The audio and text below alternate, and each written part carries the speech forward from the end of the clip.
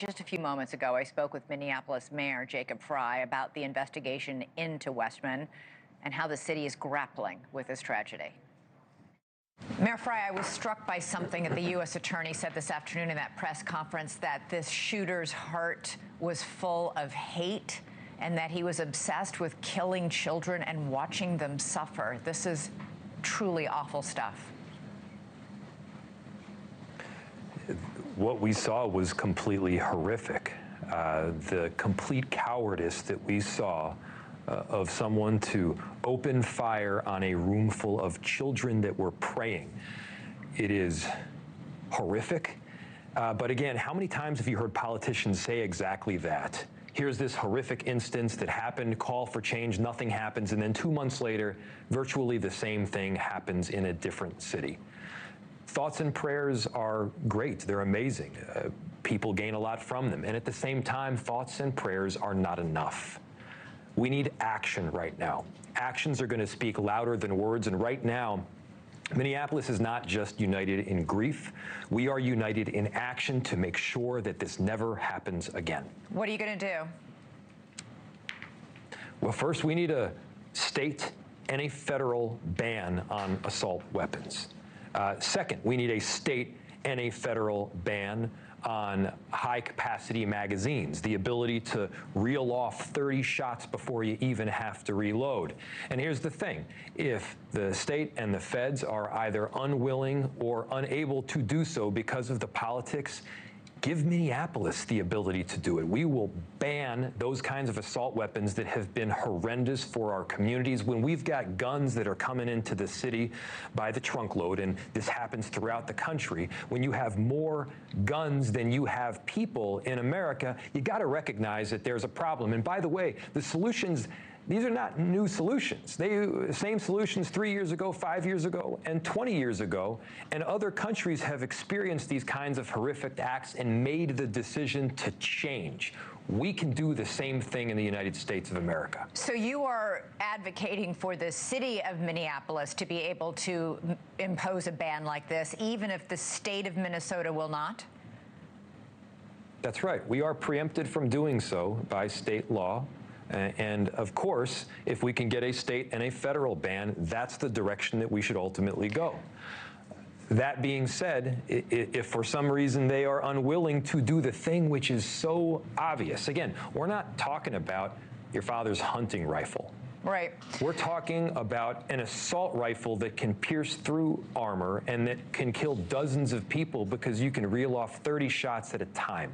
Why do you need these weapons of war on our street? The answer is quite simple: you don't.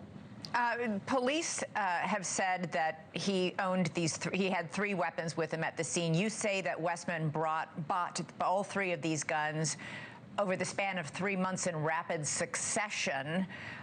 Is that true, first of all? And secondly, Minnesota does have a red flag law in place where weapons can be taken from somebody who poses a danger to themselves or others.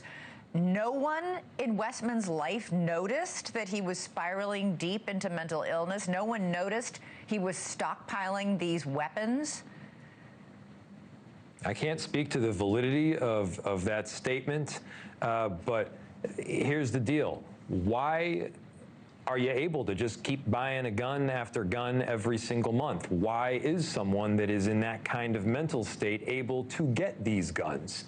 I think these are answers that certainly need to be seen because there is no reason that a person that is in that mental state should be able to buy multiple guns. I don't see a whole lot of reason that people should have arsenals of guns. Right. You know, and when you're able to buy that many guns every single month, it's even more likely that those guns will get into the hands of someone else that shouldn't have them. As you know, there has been a lot of focus on the fact that the shooter was born a boy but identified recently as a girl. He changed his name several years ago from Robert to Robin. You have said it's not important to villainize the trans community, but couldn't it also be true that his or her gender dysphoria may have played a role here? Look, villainize the person that committed this horrific act. It was cowardice. It was evil. There should be no dispute there. But anybody that is using this as an opportunity to villainize our trans community has lost sight with a sense of common humanity. Operate not out of hate for any community out there, any community. Operate out of love for our children. And when we love our children, we make the necessary change so that something like this doesn't happen again, and it's not just lip service. Westman, according to reports emerging this today in the New York Post, reportedly wrote in one of his journals, "I am tired of being trans. I wish I never brainwashed myself. I can't cut my hair now, as it would be an embarrassing defeat." Could this have been contributing to his depression, to his suicidal ideation even, perhaps? I can't speak to what is in a different individual's brain or mind. Obviously, we love our trans community. They're suffering. We love our Catholic community. They're suffering. There was just open fire on a church, and we need to be doing everything possible to supporting them. We got to stop making this about groups of people every single time one of these things goes down.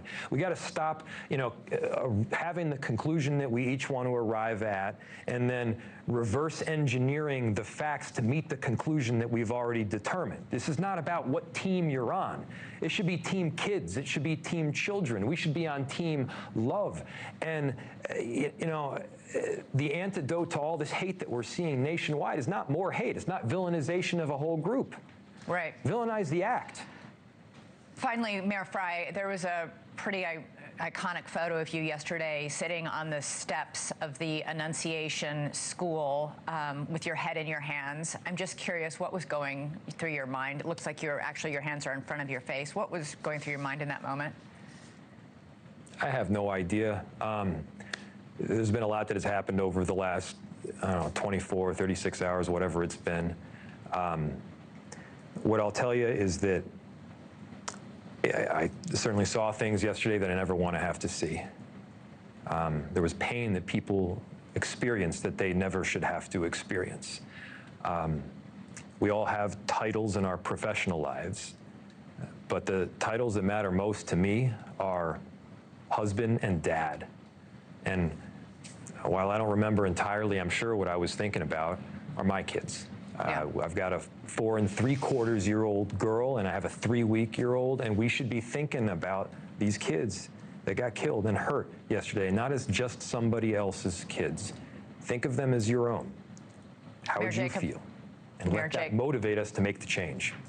Jacob Frey, Mayor of Minneapolis, I appreciate you joining us at a time when your city is going through a lot of heartbreak right now. I appreciate it. Thank you. Thank you for watching. Subscribe below and download our NewsNation app right now on your phone, and you will get fact-based, unbiased news for all Americans.